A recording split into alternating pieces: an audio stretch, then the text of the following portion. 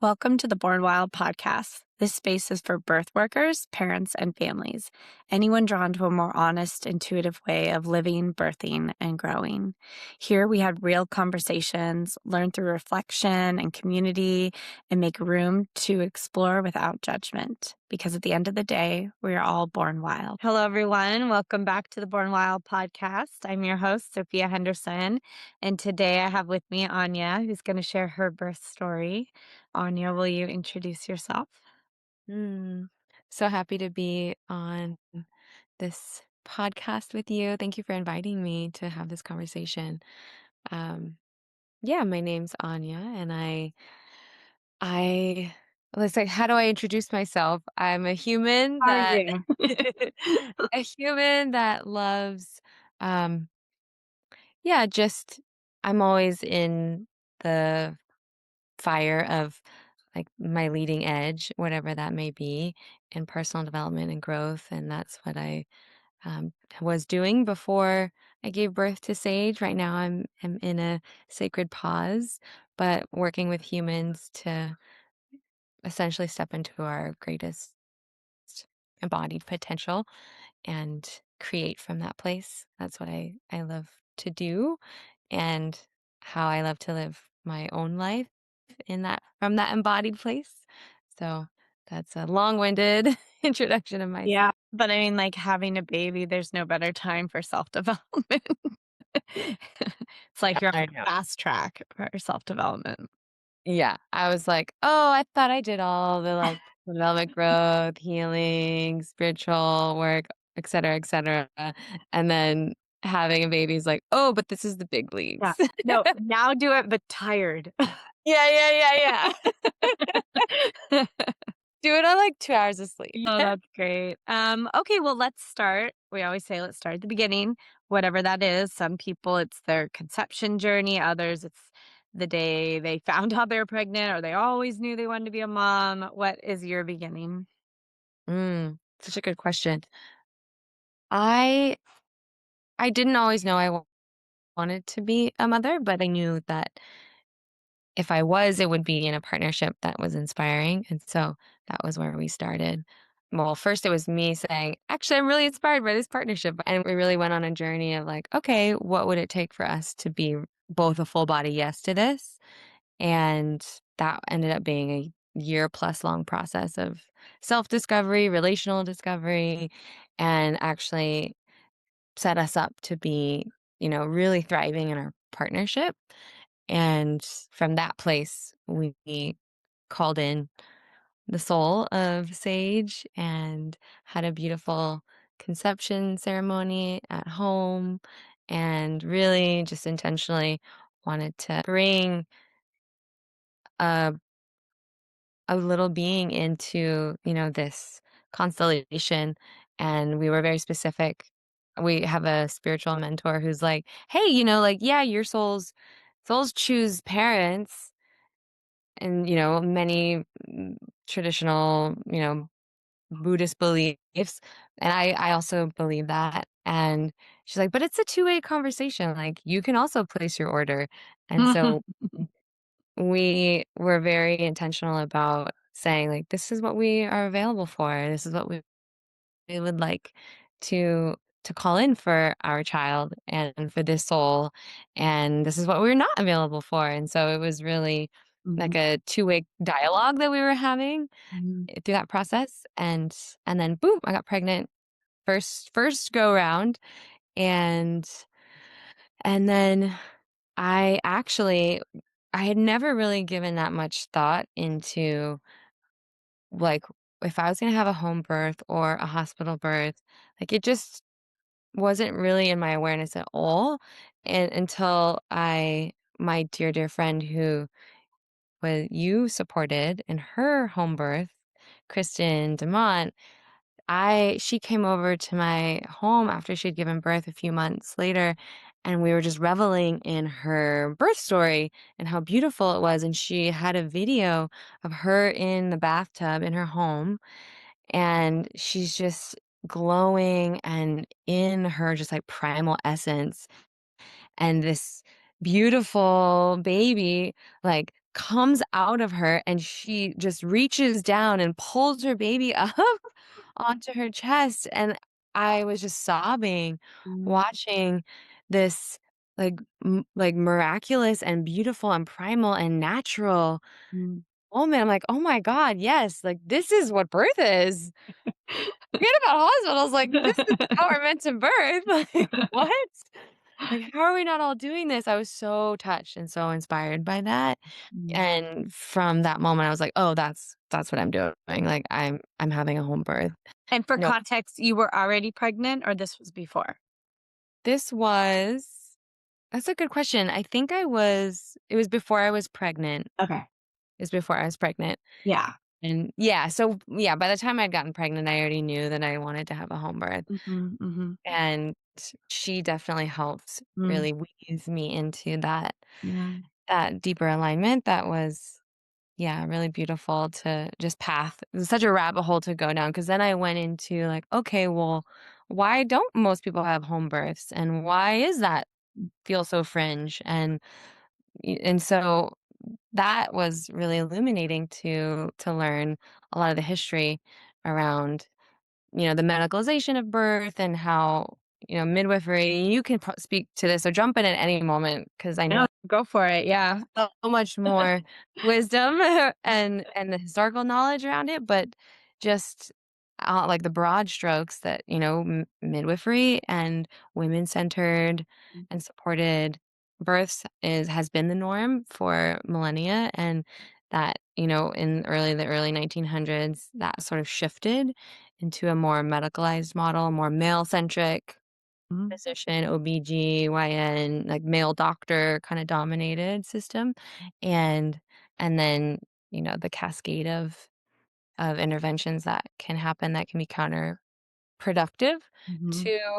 to birth outcomes, and so when I looked at the stats, it was like 1 to 2 only 1 to 2% of births are actual emergencies, like actual life-threatening emergencies. So, Mhm, like, by and large, birth is a safe, natural process, and yet we have a 30% plus C-section rate in the US. mm. It's like, why is that? That's a whole rabbit hole, you Yeah, know? yeah, mhm, Like the cascade of interventions that I had just mentioned, and so and that, 70 to 80% of women have, low risk births, and so it's just when I looked at all that, I was like, "Wow, it just makes sense to have birth at home." yeah, yeah, definitely. I mean, obviously, I'm biased, but I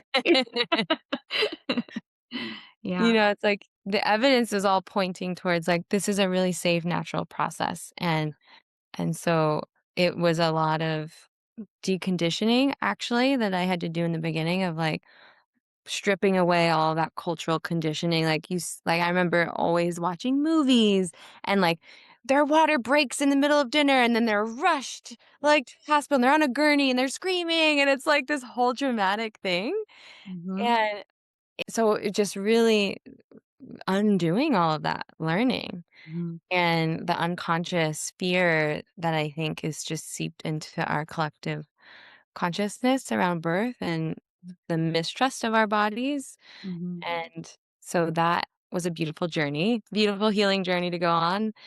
And And was Dane always on board when you mentioned home birth, or how did that conversation start? he's always a very like curious person. And so when we talked about having a home birth, he's like, "Yeah, great. That sounds wonderful and I'd love to learn more." And so he was always right alongside me, like watching all the documentaries and, reading all of the literature and the books. And so, yeah, he was very, very curious and very just also like, wow, I didn't realize I had all this conditioning Mhm, that was so present. And even in his own birth story, there were some gaps in his understanding that helped him mhm, feel even better about his birth experience because he was a emergency C-section and the umbilical cord is wrapped around his neck and he didn't understand that that's actually really common and that most babies can still breathe because they're breathing through the umbilical cord, not through their, like, lungs, through their, throat yet. Mhm. And, you know, he didn't know those things, and so there was a lot of education for both of us that was so, so beautiful and really allowed us to soften into the journey even more deeply. Mhm. That's beautiful. How was your pregnancy? I'm gonna ask questions like I don't already know the answer, but did it go smooth? Were there any, like, hiccups along the way? Like, how was being pregnant for you? Mm. I I loved being pregnant, Mhm. and it was, I think, in a typical pregnancy in many ways where first trimester, it's like, felt like I got hit with a tranquilizer dart. Couldn't get up. I'm like, "Why am I napping all day long?" Yeah. Yeah, I know they call it fatigue. There needs to be a new word for it because it's different. Yeah, it's, like, beyond fatigue. Yeah, yeah. Oh, we just found this, like, bird on our property that's the only bird that ever goes into a state of torpor, which is temporary hibernation. We should just start calling it that. I Yes, yes, it was like Yeah. Have you come out of your state of torpor yet? I'm slowly but surely emerging back into the world. Mhm. Yeah, okay. What, like those bears that come out of hibernation and they're, like, all mangled looking. I'm Yeah, like yeah. kinda like And the first thing you wanna do is like, "Okay, food, feed me." Yeah, yeah, Can exactly. finally eat again. And so in many, respects, it was a really beautiful, easy pregnancy, except the ureaplasma drama that I had that Yeah. I think that that's not something that comes up very often. I think it would be really great for you as much as you're comfortable speaking about it because I'm sure you were like, "Wait, what? I have what? And what do I do about it?" And yeah, will you speak to that? Yeah, I know. I was so shocked that we everybody doesn't know about it because so I had all these UTI symptoms and like, urgency to pee. And it was like sometimes painful when I was peeing, or it was painful during intercourse. And I was having like, discharge and things like that, that Mhm. you'd think, oh, I have a yeast infection, I have a UTI. And when I got tested for all those things, it was like, nope, nope, nope, you're good. Even, and I had Kaiser at the time, and they were like, "Yeah, you're good. You probably have, like, interstitial cystitis." I'm probably butchering that pronunciation, but basically, like, a bladder inflammation. So, I went on this whole, like, bladder de-inflammation diet, Mhm. and till I switched to Blue, a different insurance, and my doctor was like, "Have you tested for ureaplasma?" I was like, "Urea what?"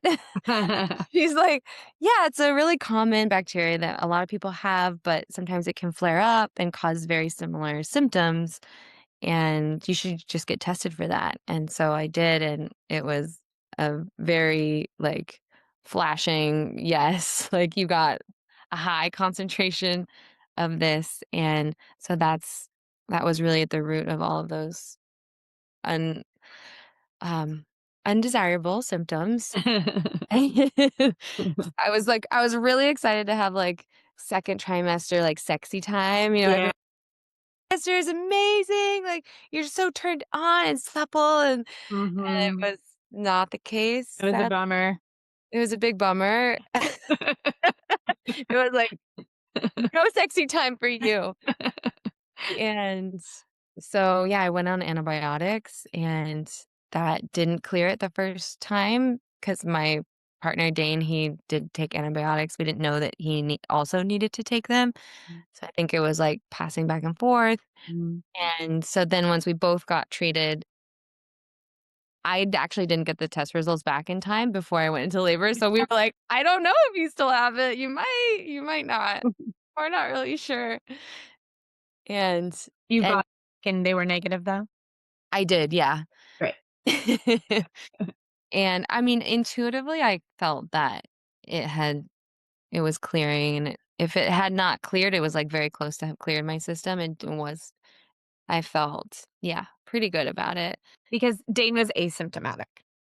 He was asymptomatic, and so that yeah, I think it's great for everybody to know if you have a UTI or if you feel like you have a UTI and you're testing negative, test for ureaplasma.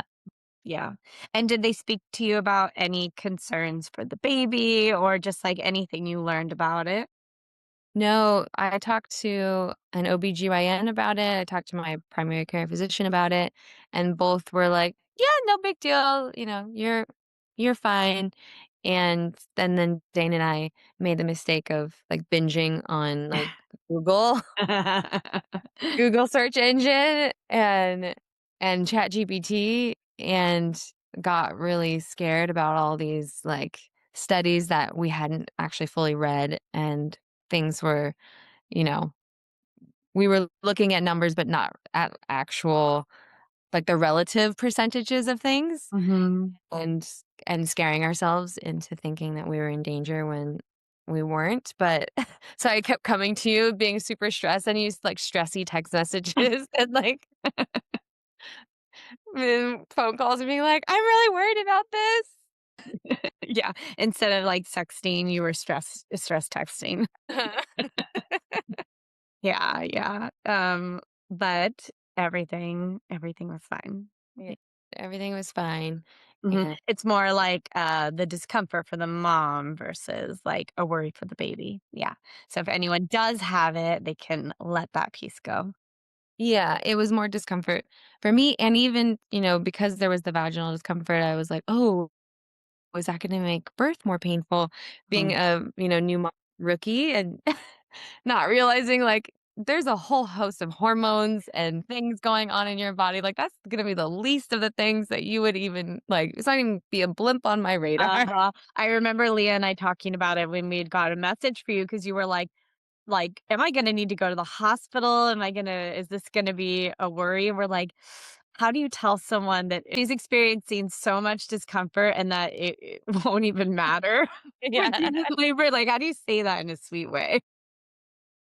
Well, you nailed it because you really thread the needle with that communication, like, so sweet. You're like, "Well." 'Cause you don't wanna, like, scare someone and also, like, "Oh, it probably won't be super noticeable." Yeah. You were right. It's the same with some women will have symphysis pubis issues where it feels like their pelvis is cracking, and it's really painful, and usually what I hear is they don't even really notice it in labor. It's just like a blip on the radar. Yep. It's just labor's so powerful, it takes all your attention. So potent, so powerful. Mm, Yeah. yeah.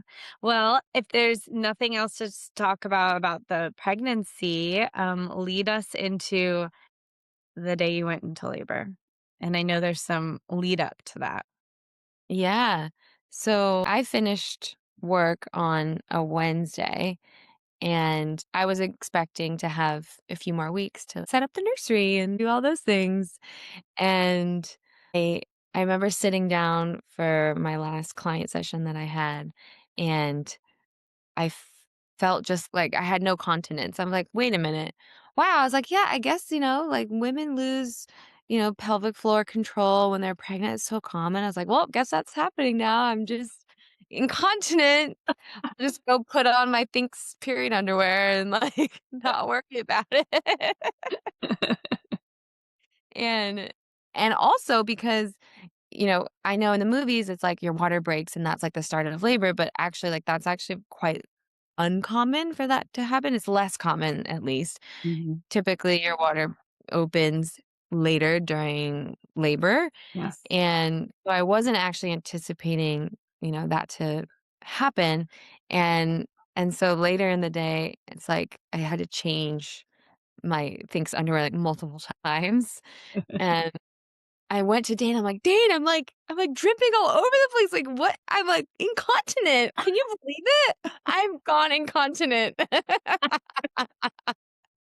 And he's like, "Wow, looks like you have, yeah, like, cool." Just one of the many things women chalk up to being normal. I know. Like, "Oh, I guess that's just, part of pregnancy." Yeah, I just have no more pelvic floor, no big deal, and and and then at some point, I was like wait a minute. What is the difference between your waters like opening and being incontinent? Like, are there different like markers for that? And turns out there are. There is that pH test that you gave me, but also after talking to you on the phone, we're like, it's pretty obvious that Yeah. that's what's happened. It's funny because more often women, it's the opposite where they're like, I think my waters have opened and it's not. It's increased discharge. We've even had some people like soak their pants and it just be discharge. You get really juicy. Yeah, Or the baby was on their bladder and they peed themselves a little. But in your case, it actually was your water. it was my waters. And so then we were like, wow. Oh, it felt like the like night before Christmas. Uh-huh. 'Cause you're like, "Okay, well, you'll probably go into labor during night because that's when, your hormone levels rise," and Mm. so, yay, and so we were like giddy little kids like, "Oh, yay, like, it's happening, we're gonna go to bed and gonna wake up to, like, a beautiful labor starting," and I remember we took a long walk with the dog. Did you say how far along you are in your pregnancy? I was 37 weeks at Which this was point. also a little surprising, as a Yeah. first-time mom, 37 Uh-huh. weeks. Yeah. Yeah, and just right at the, like, full term cusp, which I was so grateful for. Yeah. Thank you, baby. Yeah, thank you. Yeah, we are like, "Great, we can still do home birth, this is awesome."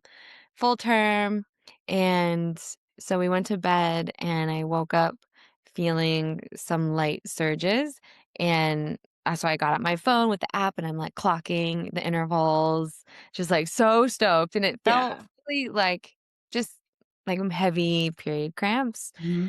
At that point, like, that I would need to breathe into a bit, as I had endometriosis, and so I'm used to, like, really intense cramps every month, and I'm like, "Oh, yeah, no, this is totally I'm used to this sensation," and I was super excited about it, and then I went to grab a glass of water in a mason jar, and it slipped out of my hand and just dumped all over my body. I forgot about And so I, like, screamed and jumped out of bed, like, "Ah!"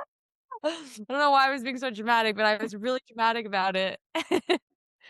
And then Dane jumps out of bed, and, we cleaned it up, and then I was like, "Oh, wait a minute, like, everything stopped. It's gone, it went away."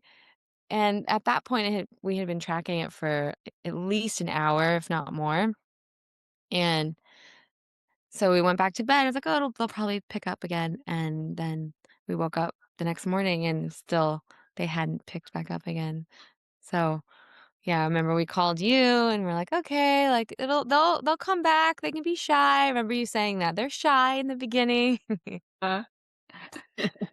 Yeah, And early labor can be, more timid. Mhm.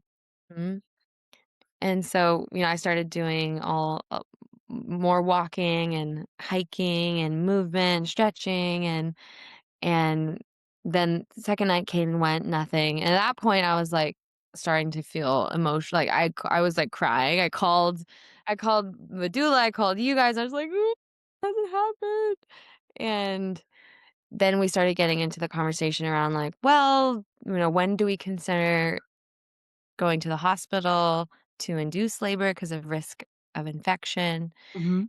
And, at the hospital, they would have induced within 12 hours. So, I know in the midwifery community, there's a bigger buffer around that. Mhm. And, Yeah, and we like the hospital, it's like 12 to 24 hours. Home birth, it's like we have like a 24 to 72-hour grace period. yeah. So we're like, okay, if it doesn't happen by like the next sunrise, like I've got to go. And I remember just crying about that and going through my own emotional process of like surrender to that possibility of that timeline of needing to do that, and how would I do that in a way that felt empowering to me and to my birth plan. Yeah. Well, and we had kind of shared too, there's no law that says you have to go in. It's just a guideline, but we had talked about pros and cons, and you guys were feeling like the comfort level would be there. If you weren't really in labor by that point, you'd want to do something. Yeah, and we hadn't had the ureaplasma results back. There were Yeah. just like that was annoying, and so Mhm. Yeah. And so just it helped me to come to peace with the possibility of that so that I could just let go control. Mm, And, I printed all the things out and was like making sure Dane was gonna be a good advocate for me in that environment mhm. if he had to.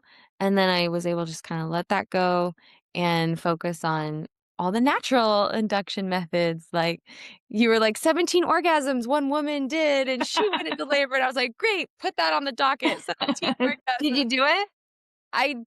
I did, I Oh, got 1. I got it's so time consuming. yeah. I was, like, so proud of my 1. I was like, "Yes, I'm gonna tick that off the list." She was dedicated. She was really yeah. She was very I'm very just, like, deep Yeah, down and yes right? to this one. She's my hero, and, ate all the spicy food, did acupunctures, eating dates, Mhm, like, literally all the things, and then we were gonna do I forget what it's called, like, the balloon? I keep wanting to call it the balloon method, but I know that's not what it's called. yeah, it's a Foley bulb. Mhm. Yeah, the Foley bulb. Yeah.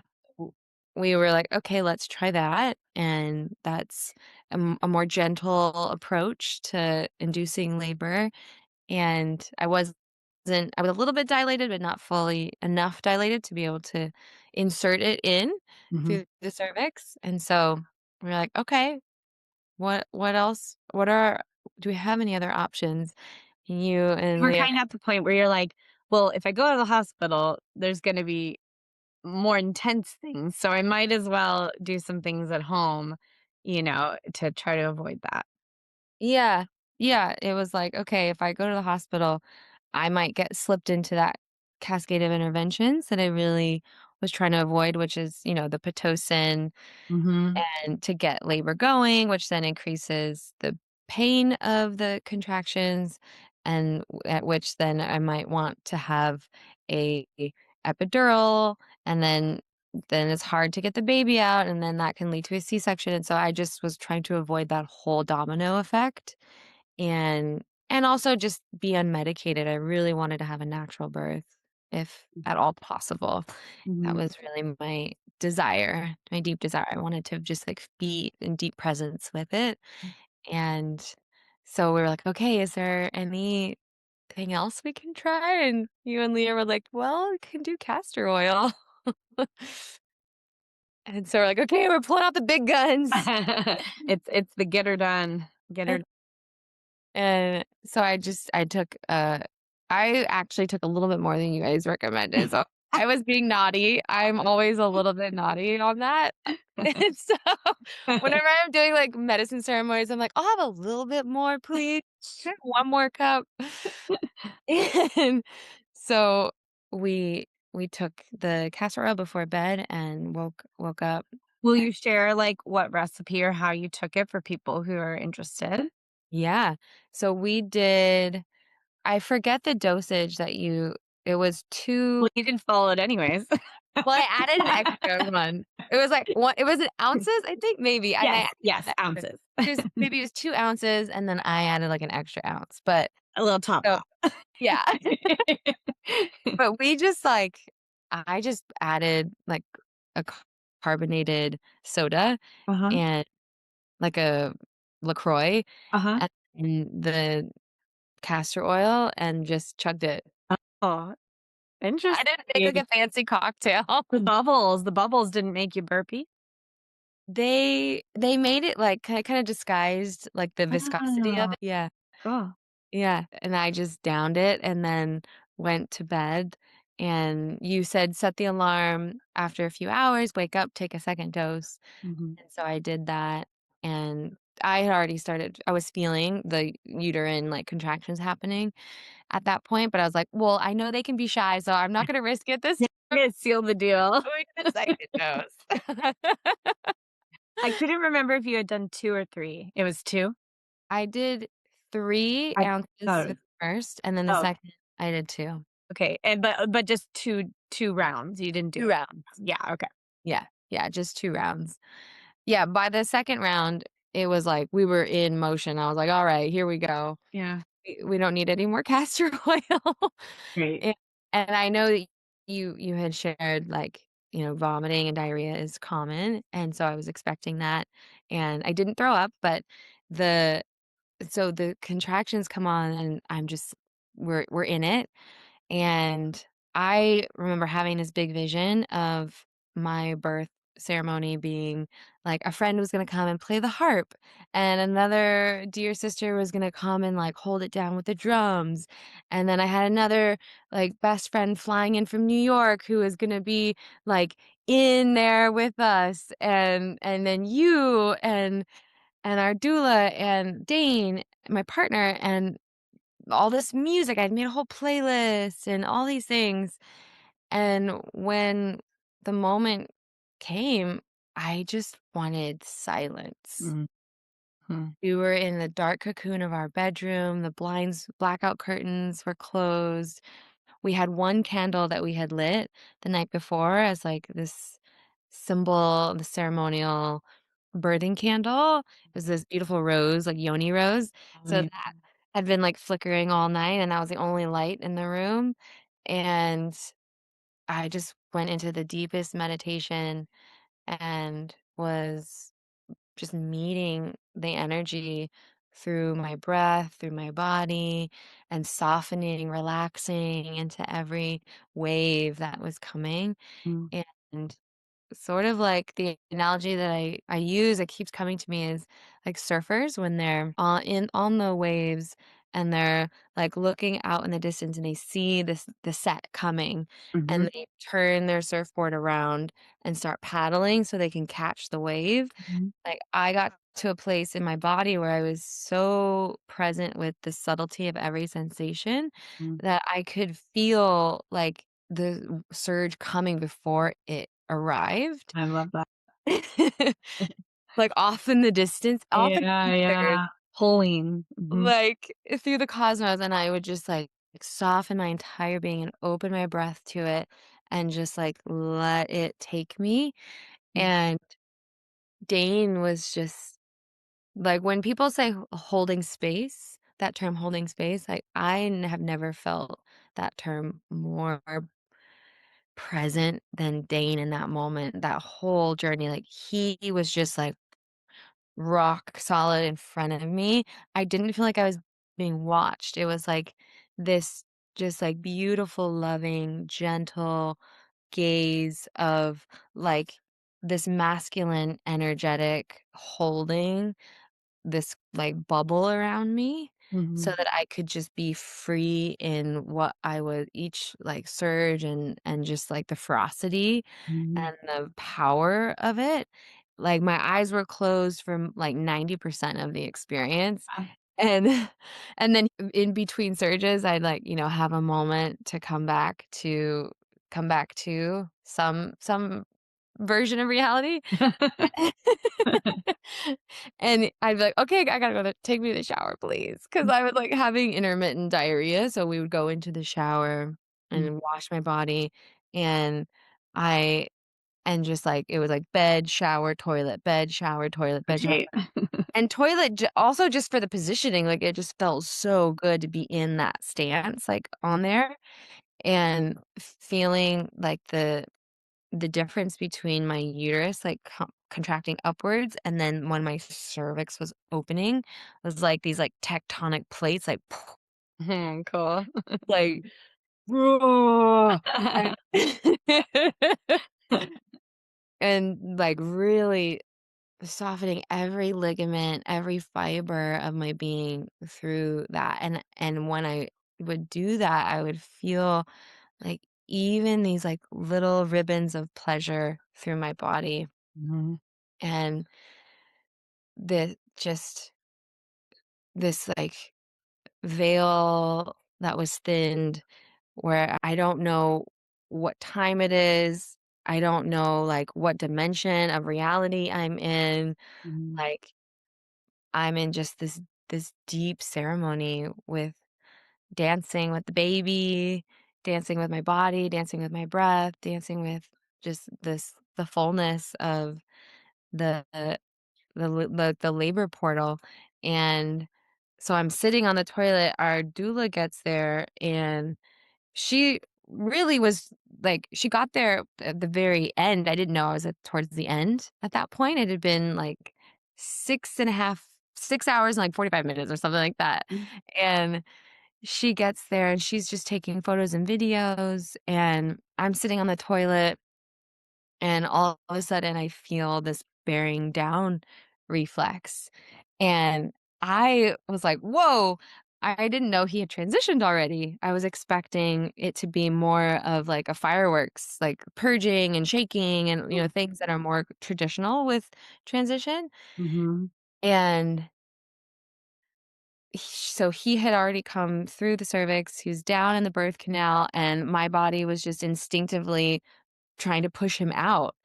Without me needing to do any pushing, I'm just, like, breathing and my body is pushing him. I'm like, he's transitioned already. Okay, that's where we're at." And she's like, "No, I don't think we're that far along yet." And nobody thought we were that far along yet. Yeah, she was in touch with me because she was gonna let us know when she thought it was time for us to come, and Mhm. she was like, "I think we're getting close to active labor. I'll keep you posted." That was the last I had heard.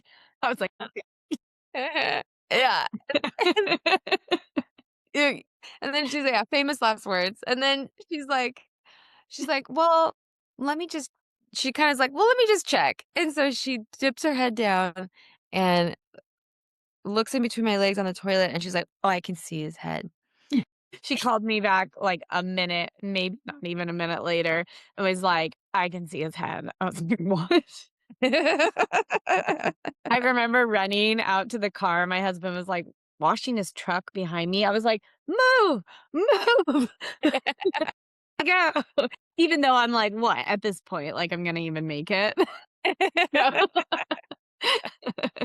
You never know. You You never never know. know. Yeah, wild. And, yeah, so we just transitioned to I went over to the bed and was kinda like on all fours Mm, on the bed, but, like, and then also a little bit, like, upright, mhm. and was breathing him down, breathing him out, and Dane was just below, ready there Oh, to and phone with you guys, but I was texting the team, like, Yeah. anyone who's available, go as Oh, fast yeah, yeah, as you yeah. can. And I guess there was, like, a parade near Leah's house because she wasn't on call, but she was closer to you. So I was like, if anyone can make it, they will be able to make it. Yeah. And but Leah was, like, trying to get out of this parade. Yeah. It was like, "You guys weren't meant to be there," No, like, yeah, your baby yeah. just wanted to come with just you guys. Like, all of the blockages. And, yeah, I remember your voice there next to me and just being, "Okay, yeah, Sophia, you're here, I feel you, I hear you." And and and then Dane just, slid him between my legs, Mm. and it and Bowie, our dog, is, like, right he's, like so it's, like, Dane, me in the middle, Dane on one side, Bowie on the other side, and Oh, Sage in the middle. And it was just the most miraculous, beautiful, exquisite experience of my life, and just to like, I had always had it in my mind that, like, women who, like, already was like, yes, home birth is the most natural, beautiful experience that, I was hoping for myself, but I had always had it in my mind that women who did free births or had an unassisted birth, where there's not someone that's trained medically, like a midwife present, are just like, "Whoa, so far out there, so wild, like the most wild humans on the planet." Like, and you are. and then I was like, "Wait, I just did that." And didn't even think twice about it, like, there Right. was no moment where I was like, "Oh my god, Sophia is not here. Oh my god, Leah's not here," like, I never had any fear in my body at Mhm. any point Yeah. during the entire labor. It Mm. was just full surrender, full trust, and really just staying in my breath and knowing that my body knows what to do the baby knows what to do, like, we're working together as a team, Mm, and to feel so safe. I felt so safe in my own home environment. mm, It was the most exquisite space that I could possibly imagine giving birth in. mhm. And then you guys arrived and got to weigh him and Well, we help. arrived before placenta came, right? You Or had it already come? No, you Yeah, arrived, I right. think, before placenta came, so you got to be there for birth of placenta, Mhm. which was so beautiful. I was like, "Whoa, okay, here we go again." I forgot about the Yeah. placenta. I was like, "Oh, I have to birth something else?" Yes. Yeah, totally. Mm. So then we did that, and then we did the placenta cord burning, which was beautiful, just as a ceremonial way to, yeah, transition him from the womb to the exterior world. Just And I think one thing I wanna start normalizing on these, birth stories is, did we ever mash on your uterus postpartum to, like, push blood Mm-mm. clots out? Because No. I was just at a hospital birth and the nurse has had home births, Mhm. and I remember every so often she would come in to the mom and be like, "I know this part sucks, like, it's such a bummer we have to do this, but it's so important." And she's like, I had my kids at home, but it was so long ago, I don't really remember what we do at home." And I was like, not that. And there might be some midwives who do it, but just to normalize that it's not really necessary. Like, I have done it before, probably like 3 times, but there were actually, like, clots and, like, she was symptomatic and she was bleeding, and so it was a tool that we use to remedy, but it's not necessary routinely, and that's something I wanna start pointing out in birth stories to see how not often it's needed. Yeah. Because I Yeah. think some people think it's just like, "Dang, it's this thing we gotta do and it sucks and we gotta get through it." And I feel like the people performing it on the women really truly believe that it's needed, you know? So number 1 for you, you're the first one that we decided to say it's not needed on the podcast. Yes. Yeah. Yeah, and I think that's the case for a lot of interventions that are routine that Mhm, aren't needed, especially for women that are low risk have mhm. low risk births, which is the majority of women. And so Yeah. it's it 'Cause I was most women say it was the most excruciating part of their experience. So, like, if we could learn that it's not necessary unless it is, oh my gosh, what it will spare so many women's discomfort.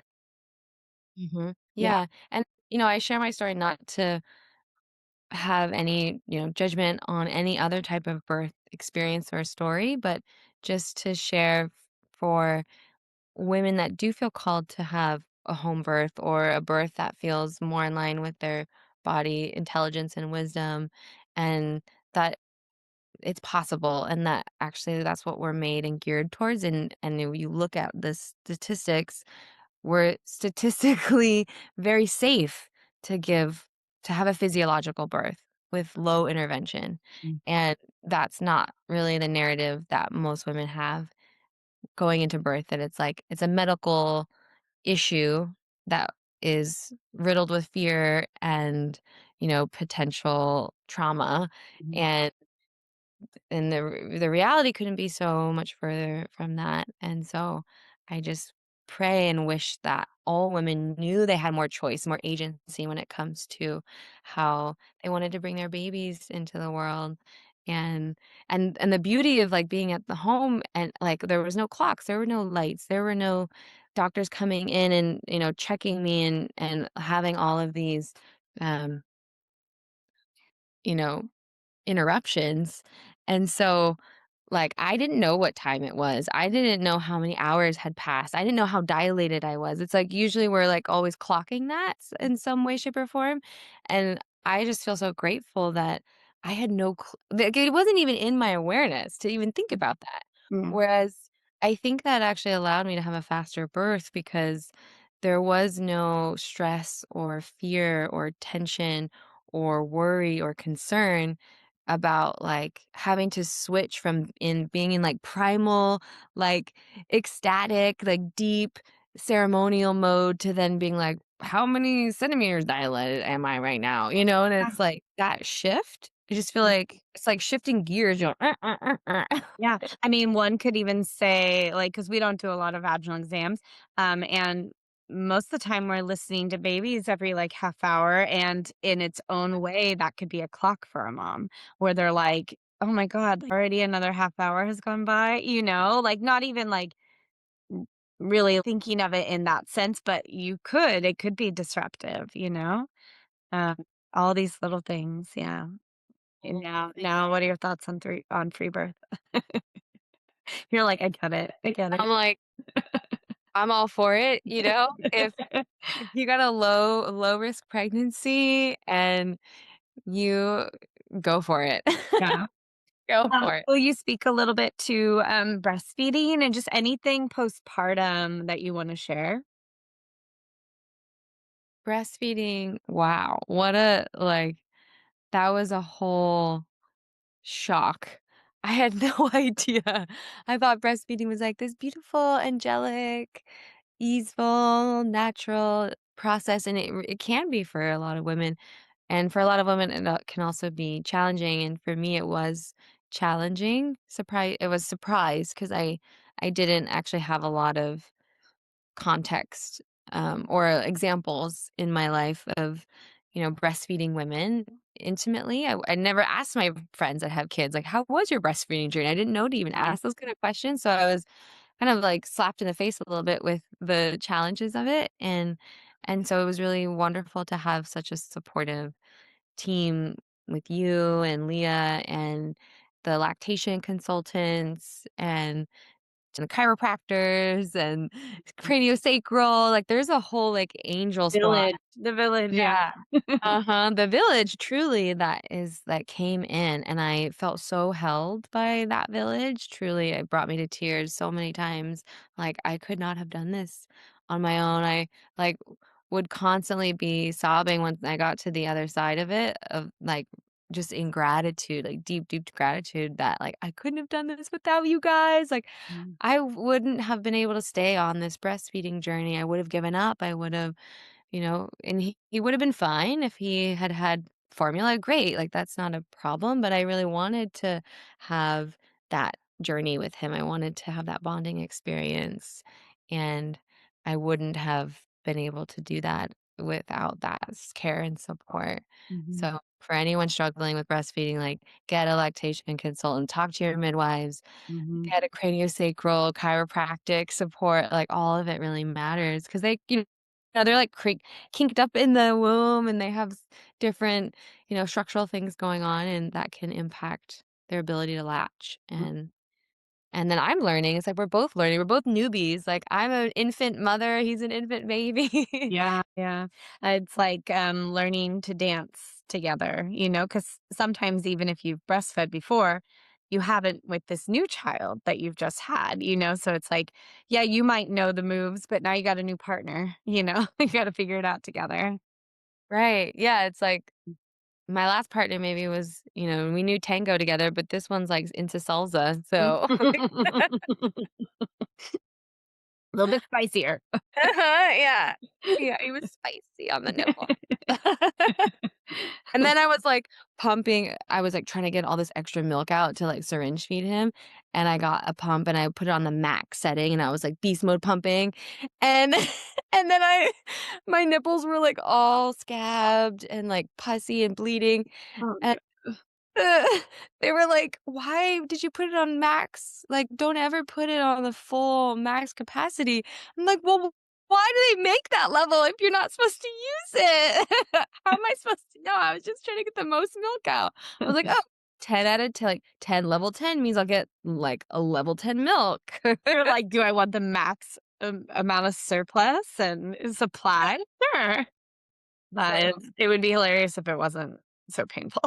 so I was, like, outside, like, sunning my nipples in the sunshine, like, trying to heal them as quickly as possible. Uh, well, any, advice I know you gave a little bit, but if there's a first-time mom listening on just, like, how to navigate this whole experience, and then any contact info you wanna leave for people who might wanna be in touch? Yeah, I would say to any mothers who are curious about home birth to just start educating, like watching The Business of Being Born. That documentary was really like a beautiful entry to just start asking questions, asking better questions, Mhm. and seeing what options are available to us, not just what maybe we would be defaulted into, and then hypnobirthing I highly recommend as a resource for deepening more of that education as well, but also the breath and the visualizations, and it's like I always thought like, "Oh, hypnosis, like, woo, that's weird." But it's really just like a getting into a meditative state with ourself, and clearing out unconscious fears so that when we're in the moment, we can be as deeply present and trusting and surrendered as possible, and doing it with a partner. And I love that you asked me that before with Dane. It's like he was with me every step of the way. He went through all the training, hypnobirthing training, because I was like, well, I'm not going to do all this work to clear out all this fear for you just to have all this fear, Yeah. with me, in that process. And so he was also in a deeply trusted, surrendered state. So he knew how to also hold me and meet me exactly where I was emotionally, physically, mentally, like spiritually, all the levels. And so I would highly recommend whatever path you take, like bring your partner along. Make sure your partner is with you every step of the way, your birth partner. And that I would truly believe also really helped to just improve my birth outcome so Mhm. much by Yeah. having Yeah, incredible. that's so important. I'm glad you brought it up because a lot of women do a lot of research, because they're about to do this experience.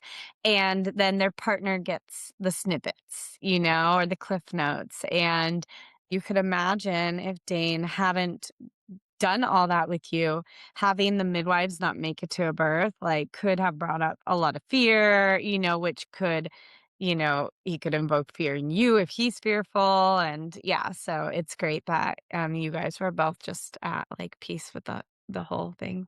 Yeah, and we're speaking the same language. There's a whole new language and vocabulary that I developed as well, and so to be able to have that shared language, so important. Mhm. And also just to say that, like, trust your intuition, trust your body, and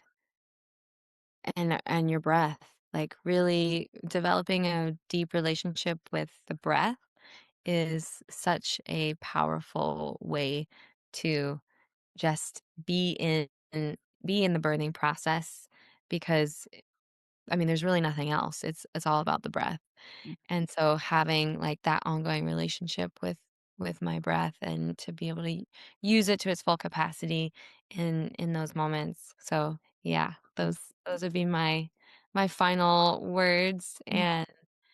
And then for anyone that wants to connect, yeah, I can share my email, and if women wanna reach out, I'm happy to share more, connect, and share resources and support in any way I can. And we'll put it on the show notes. Yeah.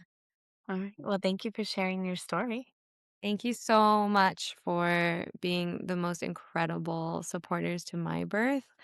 I also just was so held by you both the whole time, and your trust in me and your expertise and wisdom and care also helped reinforce everything that I was going through, and in such a beautiful, positive way. It was like this upward spiral Mhm. together.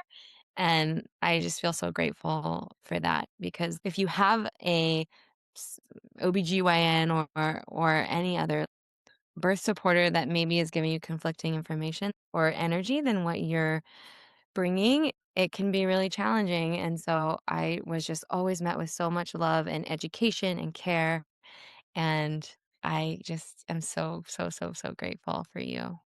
We loved getting to know your family. So Yeah. You thank guys are such badasses, I just want to say. Oh, thanks. The most.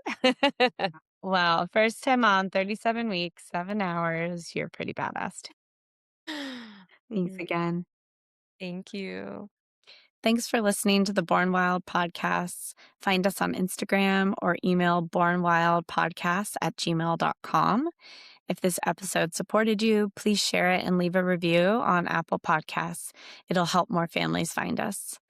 This podcast is for education and storytelling only and is not medical or individualized health advice. And as always, stay wild.